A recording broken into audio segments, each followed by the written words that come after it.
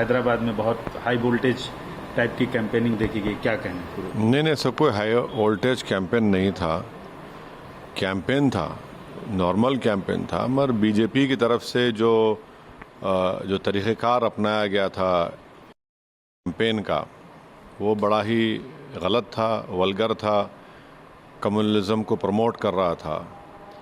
और इसीलिए हैदराबाद की जनता ने एक तारीख़ी वर्डिक्ट बीजेपी के ख़िलाफ़ दिया है कि 3,37,000 की मेजॉरिटी से यहाँ पर बीजेपी को शिकस्त हुई।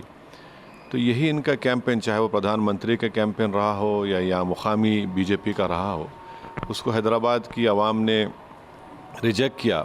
मैं शुरू से कह रहा था कि ये कैंपेन नहीं चलेगा, क्योंकि अब पॉलिटिकल डिफरेंसेस ज़रूर हैं और रहेंगे, मगर अगर आप शहर के अमन को बिगाड़ने के लिए और नफ़रत की दीवारों का इजाफा करेंगे तो आवाम उसको रिजेक्ट करी, और वही हुआ। सर, जो पूरे देश भर में अखिल भारतीय स्तर पे जो रिज़ल्ट आए, जो दिख रहा है, जो सियासी सूरत हाल बनी है, उस पर आपका क्या प्रतिक्रिया है?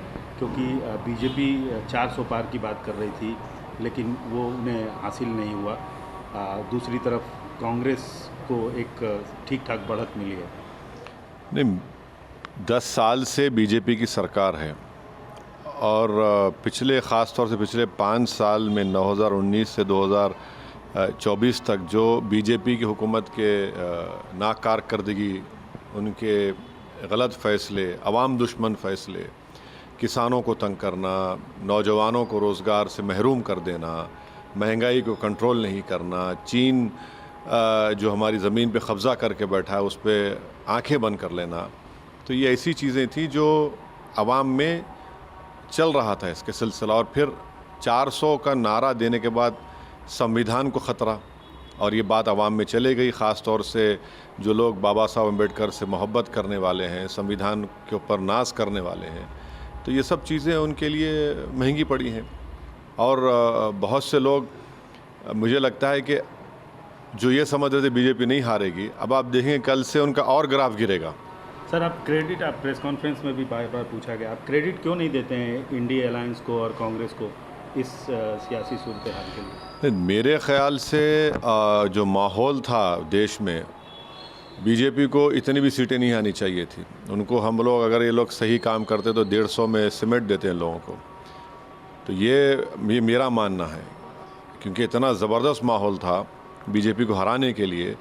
मगर बहुत से लोग, चाहे बोलिए अब तो खैर अब पोस्टमार्टम कर रहे, ऐसा होगा, मगर ये बेहतरीन मौका था। आप ये कहना चाहते हैं कि इंडिया अलायंस ने ठीक से घेरा नहीं? अगर आपकी राय लिए होते या आपको नहीं, सवाल मेरी राय का नहीं है। सवाल मुझे साथ लेते या नहीं लेते, मुझे से कोई फ़र्क नहीं पड़ता, मगर एक बनाया माहौल था, बीजेपी को सरकार नहीं बनाने से हम रोक सकते थे, और जनता भी चाह रही थी, तो शायद उसमें हम लोग नाकाम साबित हुए। मगर अब हमको तो ब्लेम नहीं कर सकते आप। एक बात साबित हो गई कि इस देश में कभी मुस्लिम वोट बैंक नहीं था, ना कभी रहेगा। श्रेष्ठ भारत पर खबरों से जुड़े रहने के लिए चैनल को सब्सक्राइब और लाइक करें, बेल आइकन दबाएं और देखते रहें श्रेष्ठ भारत।